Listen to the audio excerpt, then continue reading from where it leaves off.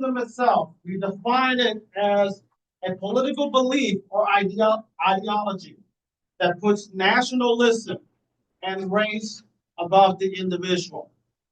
Now, contrast that with communism. Communism, totalitarian, where the leader, whatever goes the what however goes what the leader says, but it tries to emphasize some kind of equality between people.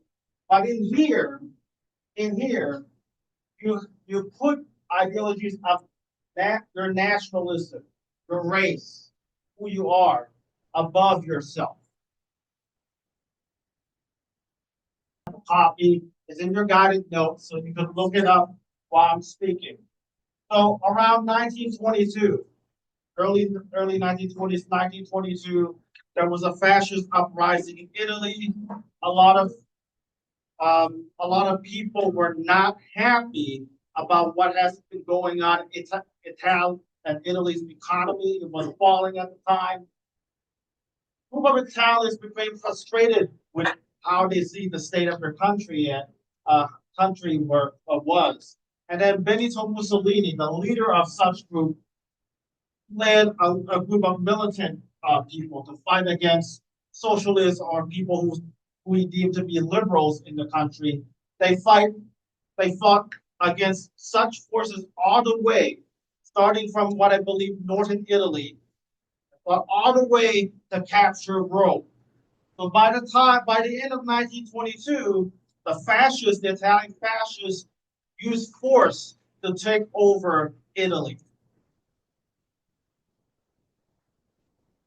So you look at their ideology, their main beliefs.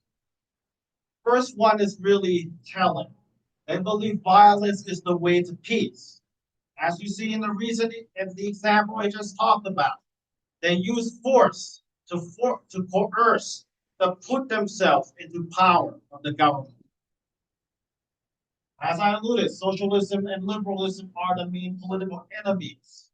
They see them as weak, see them as not able to lack the ability to govern. Another blank that you have to fill here. Loyalty to the homeland, loyalty to the country comes over anything else. Everything you have to do is to the country.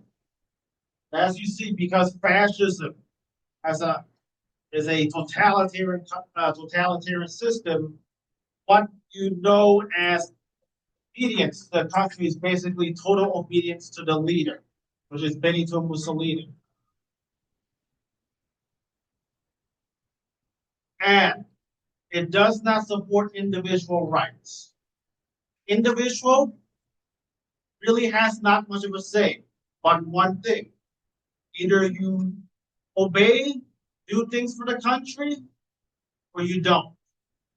If you don't, there's going to be a lot of bad consequences. Might be jail, probably will be jail, put to death. The consequences of not choosing your country before anything else.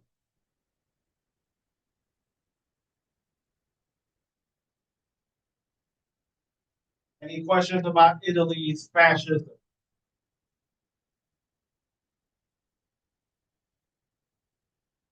That's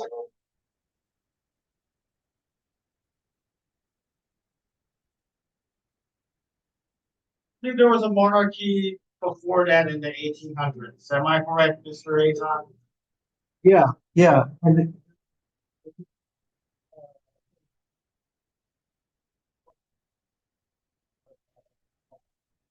Yes.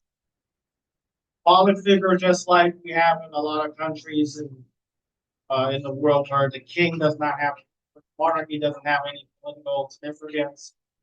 Look into countries like Sweden, Netherlands, probably England. Though some people might say that King or Queen Elizabeth, who recently passed away, had some political power indirect. Then, yes. So the consequences of fascism in Italy, without going too much to what what led them to be part of of starting World War II, elimination of individual rights, a leader with supreme power, no democracy, and that their Italian, their mindset of you know, superiority, being superior as being Italian, would later lead them to wanting to build a new Roman Empire, and it started with trying to invading areas of Africa, starting with Northern Africa, starting with Ethiopia. But you will learn more of that when you go to the next unit of World War II. Now we learn about consequences we learn about fascism in Italy. We will go to fascism in Germany with the rise of the Nazi Party. How many of you know about the Nazi Party before today? Okay. Most of you who did not raise their hands is you generally don't know or no. This is the background. So Fascist Germany was spearheaded by what we call the Nazi Party, or by full the National Socialist Party. It was led by this guy right here, Adolf Hitler, with that famous notorious mustache. So as you can tell from our warm-up question for what we learned since the first day of this unit, the Germans' anger has led them to turn to this kind of resort of a party that preaches about bringing back national pride, bringing back what it means to be German, to be proud about their anger at what they see as unfair in the Treaty of Versailles led to the Nazi Party rising to power. So you might have learned this from U.S. history. The Nazi Party started to gain popularity. They compete in national elections, and they basically kind of win the majority, but not enough of it to be the head of the party. Then von Hindenburg, their leader, the German leader, passed away in 1933. 1933, and because of that, um, yes, Nazi took over power. There's other incidents that lead to the Nazi Party taking power, but for the sake of time, we're not going to go too deep in that. Just know that after the death of von Hitler used the Nazi Party's political posture to gain control of the government. They used totalitarian means to control the country. We go to what do the Nazis believe? So just like Italy, right? They believe the superiority of their race, but in a degree that is much more so than Italy. They believe the superiority of the German race, of the Aryan race. So what does it mean to look like an Aryan physically? What do you have to look like? Yes. Blonde hair and blue eyes. Yes. Sometimes I have the apple pie one. That's more of an American thing. So yes, blonde hair and blue eyes. Loyalty to the country and Hitler before anything else. But there's an added caveat. So not only the Germans hate what they see as unfair in the Treaty of Versailles, right? They also did not like, they also found people to blame for what happened to them after World War One. And they blame it on the Jews. We call this anti-Semitism. They believe that Jews are not only just at fault for the fortunes of the country after World War. They believe that Jews should not be involved in German society. And they believe that communism and capitalism, despite the fact that there are two very different economic systems, they believe that these two systems are the two evils in the what are two in the same.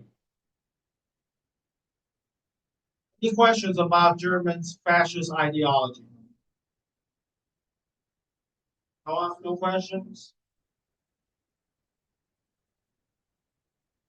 Miss Stevenson.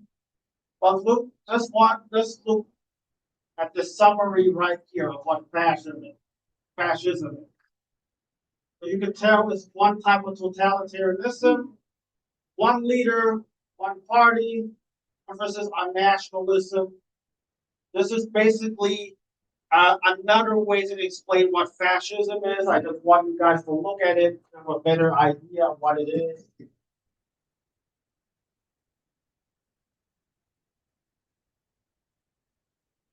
Now, I talk enough. So today we're going to do another activity, an activity that we're going to do individually, but if you need help, you can come together in groups or pairs and work together. Now, we talk about communism and fascism as two extreme ideologies that is of totalitarianism nature. So today we're going to do a Venn diagram.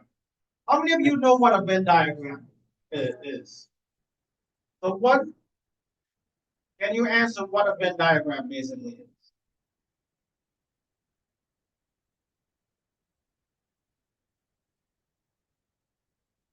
Yes.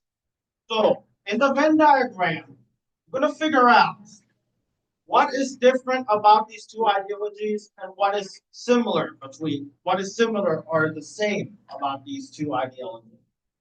So it's a practice in a way, not only just to know, but it helps you kind of trace how these ideologies respond differently or similarly to the changes after World War One during the interwar period. Because when you know how the ideologies are, you can see how they respond to those changes. And you know what the core beliefs. So for those of you who are not familiar with a Venn diagram, this is how a Venn diagram looks. This is how a Venn diagram works. So I'm going to explain here. So this Venn diagram that you see here compares two things, tomato and apples. So outside of the middle, right, is what is different between tomatoes and apples. Tomatoes has qualities different from apples. It is red flesh, it's mushy, it's savory. While apple is more firm, more harder than tomatoes. It's white flesh, as when you take a bite, you can see the whiteness in it, and it's sweeter than tomato. But what do they have the same? That's what the middle is. They're both are fruits, although I feel tomatoes are more like a vegetable, but that's beside the point. But going along with this, they're both fruits, they're both brown, and they're both smooth skin. So your job is communism. What is different right here? What is communism? How is communism different from fascism in their beliefs? How is fascism believed in communism and its beliefs? And then in the middle, how they are similar. I believe you should have at least two for each of these three sides. So you have until the last 4 or 3 minutes of this class to do this. If you need help, you can go to your classmates, talk with somebody. I'll be around, Mr. Akon.